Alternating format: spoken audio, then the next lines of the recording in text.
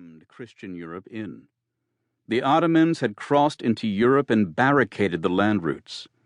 The Mamluk dynasty in Cairo controlled the desirable wealth of the East and traded it through Alexandria and Damascus at monopoly prices. Of the exact sources of the spices, silks, and pearls sold to the Venetians and Genoese, there were only muffled rumors. Undeterred by Cao's failure to round Africa, João persisted. The scope of his inquiry became increasingly wide-ranging. Nothing was ruled out.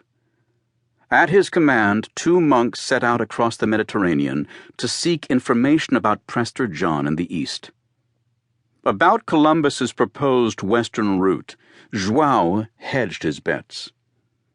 He licensed a Flemish adventurer called Fernão de Olmo, with the concession to sail west for 40 days with 2 caravels at his own expense and the right to whatever land he discovered, at a 10% payment of all revenues to the crown. The king effectively leased out to private enterprise a venture that he deemed speculative but could not definitively dismiss. Nothing came of these initiatives. It seems Olmo was unable to raise the funds. The monks were turned back at Jerusalem by their inability to speak Arabic.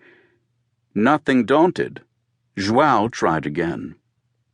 The king had gathered around him a loyal generation of highly talented pilots, seamen, and adventurers, chosen for their talents rather than their social status, on whom he now called for a final push. In 1486, he energetically planned a triple-pronged approach to solving the India problem and locating Prester John. He would tackle the problem at both ends. A more focused expedition would sail on past Cao's pillars and attempt to round Africa. Along the way, it would drop Portuguese-speaking native Africans to seek information about the legendary Christian king in the interior of the continent. And João would rectify the failure of his overland initiative to the east by recruiting Arabic speakers who could penetrate the heartlands of the Indies to learn about spices, Christian kings, and the possibility of sailing routes to the Indian Ocean.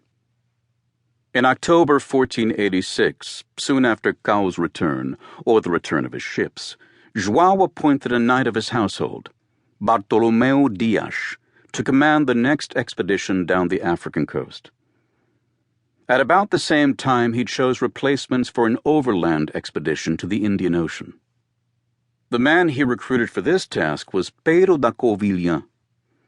Covilhã was about 40 years old, a quick-witted, multi-talented adventurer of lowly birth, an adept swordsman, a loyal servant to the Portuguese kings, and a spy. As well as Portuguese, he spoke Castilian fluently, and more valuably, Arabic, which he'd probably learned from the Arab population of Spain. He'd performed undercover operations for João there, and undertaken secret negotiations in Morocco with the King of Fez. It was Covilhã and another Arabic speaker, Afonso de Paiva, to whom the king now entrusted a daring operation. In the spring of 1487, while Dias was preparing his ships, the 2 men were being briefed by the Bishop of Tangiers and 2 Jewish mathematicians, members of the commission that had turned down Columbus. The adventurers were presented with a navigational map of the Middle East and the Indian Ocean, presumably the best guess available within Europe as to the world beyond the Mediterranean, probably drawing heavily on Fra Mauru's work. On May 7th, they had a last secret audience with the king at his palace at Santarém, outside Lisbon, where they were given letters of credit to pay their way on the sea voyage to Alexandria. Among those privy to this audience was the 18-year-old Duke of Beja, Dom Manuel, the king's cousin, for whom the memory of this expedition was to have a special importance. Over the summer they took a ship from Barcelona to the Christian island of Rhodes, where they acquired a stock of honey to enable them to pass themselves off in the Arab world as merchants. From there they caught another vessel to Alexandria, portal to the Islamic world. Back in Lisbon, Dias was putting the finishing touches to his matching expedition. To keep listening to this audiobook, I've left you a link in the description so you can do it, at no cost thanks to Audible's 30-day free trial.